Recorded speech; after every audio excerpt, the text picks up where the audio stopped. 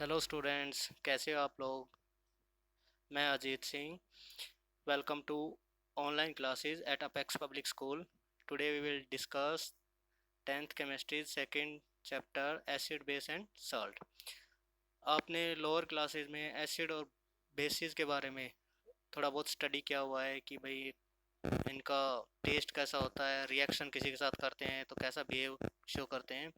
आज हम इनके बारे में डिटेल स्टडी स्टार्ट करते हैं। फर्स्ट जो क्वेश्चन है वो एसिड को हम कैसे डिस्टिंग्विश करेंगे कि the given component is either acid base or a salt.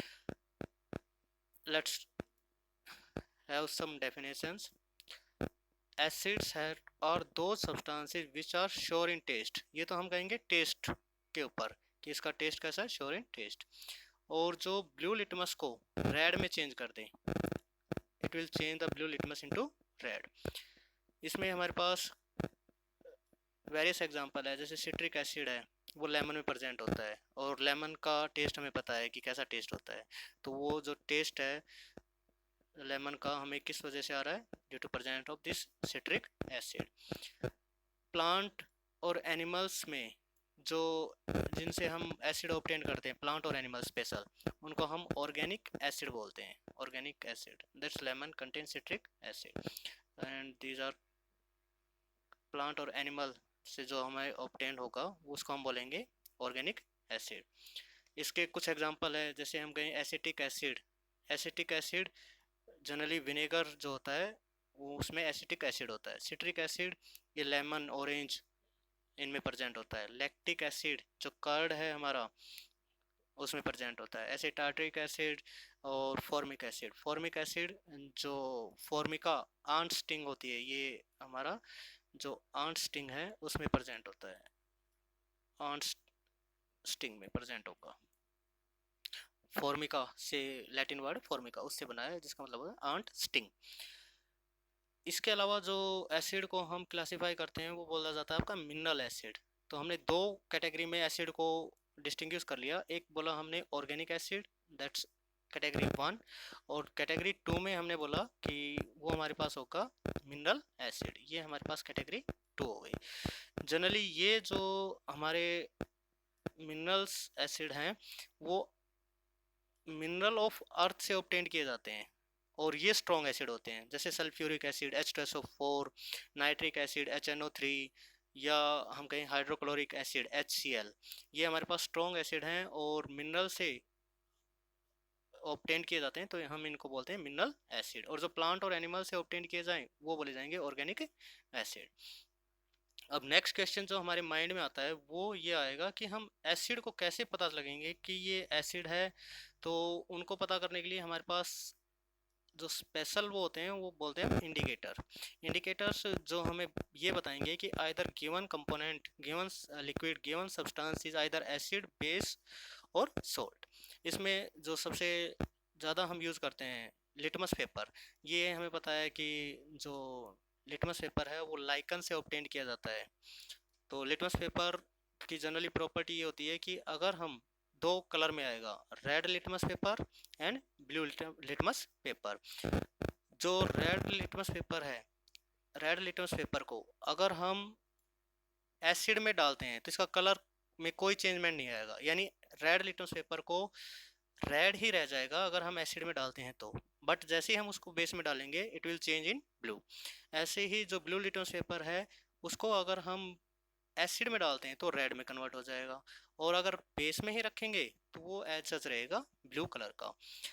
Methyl orange है, इसका जो रेड कलर है वो पिंक होगा एसिड में, लेकिन बेस में ये हमें येलो कलर देगा। ऐसे ही मिथाइल रेड है, वो आपका एसिड में रेड कलर देगा और बेस में येलो कलर देगा। फिनोल पैथिलीन है, ये एसिड में कलरलेस है और बेस में पिंक कलर देगा। और ऐसे ही हमारा जो बिल्कुल हाउस में हम यूज़ करते हैं हल्दी, टर्मरिक। तो जो हल्दी है, हमने कब कई बार देखा है कि जो हल्दी कपड़ों पे लगी हुई होती है उसको, कपड़े को जब हम वॉश आउट करने की कोशिश करते हैं तो जैसे ही सोप उस पर अप्लाई की जाती है, सोप की नेचर हो गई हमारी बेसिक, तो वो जो पार्ट है जहाँ पे हल्दी लगी हुई है वो कलर उसका चेंज हो जाता है and that will convert into red. तो रेड कलर में अगर ये भी एक इंडिकेटर हो गया, हल्दी भी एक इंडिकेटर हो गई जो हमें ये बता रही है कि भाई गिवन कंपोनेंट जो उसके ऊपर अप्लाई किया जा रहा है वो क्या है, बेस है। इसके अलावा कुछ हमारे पास ओल फैक्ट्री इंडिकेटर्स हैं। ये ओल फैक्ट्री इंडिकेटर्स हम बोलते हैं। ओल फैक्ट्री जो स्मेल, ओल फैक्ट्री वर्ड है स्मेल, बायो में आप बहुत यूज करते हो इस वर्ड को, ओल फैक्ट्री स्मेल रिलेटेड। तो ओल फैक्ट्री इंडिकेटर में जैसे ऑनियन स्ट्रिप है, ऑनियन स्ट्रिप हो गया या वेनिला एक्सट्रैक्ट हो गया, इनको अगर हम एसिडिक सॉल्यूशन में और बेसिक सॉल्यूशन में ऐड करते हैं तो एसिड में ऐड करने पर ऑनियन और वेनिला दोनों अपनी जो ऑर्डर है, जो इनका ऑर्डर है वो उसको एज सच रखेंगे, यानी वो डिस्ट्रॉय नहीं होगा। लेकिन जैसे ही बेस इनमें ऐड किया जाएगा, बेसिक में ऐड किया जाता है, तो ये जो इनका कलर जो इनका ऑर्डर है उसको completely लॉस कर देंगे, यानी ये इंडिकेट कराएंगे कि हमने इनके अंदर ऐड किया है बेसिक सॉल्यूशन। तो ये भी डिस्टिंग्विश कराएंगे, जो हमें ऑर्डर यानी स्मेल से रिलेटेड बताएंगे कि आइदर दीज आर एसिड और दीज आर बेस। अब हम डिस्टिंग्विश करते हैं हम एसिड को, कि एसिड को हम किन किन उनमें कैटेगरीज में डिवाइड कर। सबसे पहले हमारे पास होता है एक स्ट्रॉन्ग एसिड और एक होता है वीक एसिड। स्ट्रॉन्ग एसिड में जैसे हमने कहा mineral acid generally strong acid है, sulphuric acid H2SO4, nitric acid HNO3, hydrochloric HCl। इसमें हम कहेंगे कि H2CO3 एक एसिड है हमारा, H2CO3 है, तो ये हमारे पास होगा H2CO3, H2CO3। तो H2CO3 इसको हम बोलते हैं कार्बोनिक एसिड। कार्बोनिक एसिड जो आप कोल्ड ड्रिंक्स में यूज़ करते हो जनरली, तो कोल्ड ड्रिंक में जो हमारे पास है वो ये एसिड है, यानी ये मिनरल एसिड है जो एडिबल है, जिसको हम कंज्यूम करते हैं। वीक एसिड हमारे पास जैसे एसिटिक एसिड, ये ऑर्गेनिक एसिड है। Acetic acid, formic acid, citric acid या कार्बोनिक एसिड। ये कार्बोनिक एसिड जो अभी मैंने ऊपर लिखा कि है तो ये mineral acid, but we are still consuming it, that's it's not harmful for our body. एक अलग कैटेगरी में हम कहते हैं कि कंसंट्रेटेड एसिड क्या होते हैं, कंसंट्रेटेड और डाइल्यूट एसिड। ये हमने फिर से इनको डिवीजन में डाल दिया कि कंसंट्रेटेड एसिड वो होंगे जिनमें वाटर मिनिमम अमाउंट में प्रेजेंट होगा, minimum possible amount of water जिनमें प्रेजेंट होगी वो हमारे पास होगा कंसंट्रेटेड एसिड। और जो डाइल्यूट एसिड है इसमें वाटर की अमाउंट है वो मैक्सिमम होगी, यानी वाटर ज़्यादा होगा और एसिड कम अमाउंट में प्रेजेंट होगा। अब क्वेश्चन ये आता है कि हम एक एसिड को डाइल्यूट कैसे करेंगे, कि how we will dilute an acid. तो इसको डाइल्यूट करने के लिए ये सबसे क्रिटिकल पॉइंट है कि जब हम एसिड और वाटर दोनों को मिक्स अप करते हैं तो ये प्रोसेस जो होती है ये एक्सोथर्मिक टाइप है। एक्सोथर्मिक वी नो कि जिस ऐसी प्रोसेस जिसमें हीट बाहर निकलती हो, तो हमें इस पे ध्यान देना ये होता है कि हम कभी भी एसिड के अंदर वाटर ऐड नहीं करेंगे, क्योंकि वो प्रोसेस इतनी ज़्यादा एक्सोथर्मिक होगी कि that will harm, that will break the beaker or will burn the person which is performing that act। तो हम ऐड करते हैं वाटर के अंदर एसिड ड्रॉप वाइज उसको डाइल्यूट करने के लिए।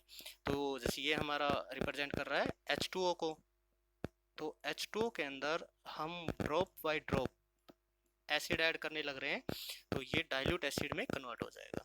और ये जो आप देख रहे हैं कि हम जब एसिड को ऐड कर रहे हैं तो यहाँ से हीटिंग बाहर निकल रही है। जैसे ये नॉर्मल वाटर है, वाटर के अंदर हम ड्रॉप वाइज ऐड कर रहे हैं H2SO4 sulphuric acid, and then there is a liberation of heat. And आप टच करके देखोगे इस बिकर को तो बिकर हमें वार्म, बिल्कुल वार्म कंडीशन पे मिलेगा। दैट्स मीन कि इन दोनों के मिक्सअप से हीट बाहर निकल रही है। अगर हम इसका उल्टा कर दें, हम पानी को इसके अंदर सल्फ्यूरिक एसिड के अंदर ऐड करें तो वो हीट इतनी ज़्यादा होगी कि इट विल ब्रेक इट, ये ब्रेक हो जाएगा। Now next we will discuss about the properties of acid, कि एसिड की प्रॉपर्टीज क्या है। तो पहला तो हम टेस्ट के बारे में कि these are sure in test. दूसरा कि जो लिटमस है, मैंने बताया कि लिटमस सबसे हमारे पास कॉमन इंडिकेटर है जो प्रेजेंट होता है, तो ये ब्लू लिटमस को रेड में कन्वर्ट कर देता है। तो जैसे ये हमारा पूरा का पूरा ब्लू लिटमस पेपर था, पूरा एच एच, लेकिन जैसे ही हमने इसको ऐड किया इस एसिड के अंदर, इस एसिड के अंदर ऐड करते ही ये ब्लू लिटमस पेपर यहाँ से रेड में कन्वर्ट हो गया, यानी ब्लू लिटमस पेपर रेड में कन्वर्ट हो जाएगा अगर हम इसको एसिड में ऐड करते हैं तो। बेस में अलग सीन होता है, बेस का हम बाद में डिस्कस करेंगे। नेक्स्ट जो प्रॉपर्टी है वो है कि when acid are dissolve in water they conduct electricity, कि एसिड को जब हम वाटर के अंदर डिजोल्व करते हैं तो वो इलेक्ट्रिसिटी का कंडक्ट करेंगे। हमने तीन सेटअप लिए हैं। यहाँ पे हमें एक बल्ब दिखाई दे रहा है, इसमें हमने सर्किट एक तो वायर डायरेक्ट बैटरी या जो हमारा मेन स्विच है वहाँ पे, मेन जो सोर्स है इलेक्ट्रिसिटी का वहाँ पे अप्लाई कर दिया है। दूसरी वायर जो बल्ब में लगनी थी वो हमने यहाँ पे यहाँ पे अप्लाई की है, और यहाँ से होती हुई वायर इस पे बल्ब पे जा रही है। अब ये बल्ब कब ग्लो करेगा? करंट यहाँ से यहाँ आएगा और यहाँ से इस तक पहुँचने में बीच में हमारे पास ये लिक्विड है।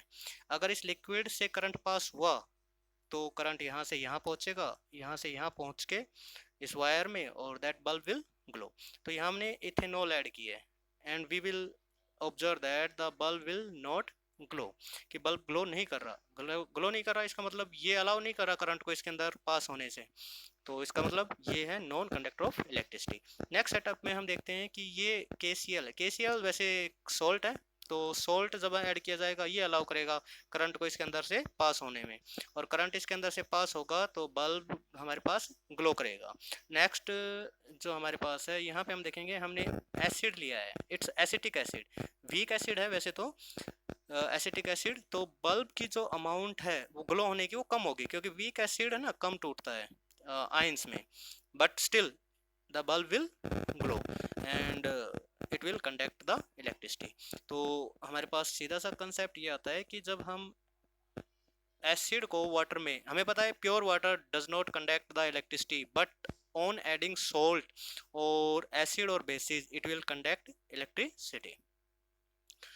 नेक्स्ट हमारे पास है कि एसिड कि जब रिएक्ट किया जाता है मेटल के साथ तो हाइड्रोजन गैस की फॉर्मेशन होती है। अब ये हमें कैसे पता चलेगा, क्योंकि हमें ये प्रूव करना होता है कि जो गैस इवोल्व हुई है वो हाइड्रोजन गैस है।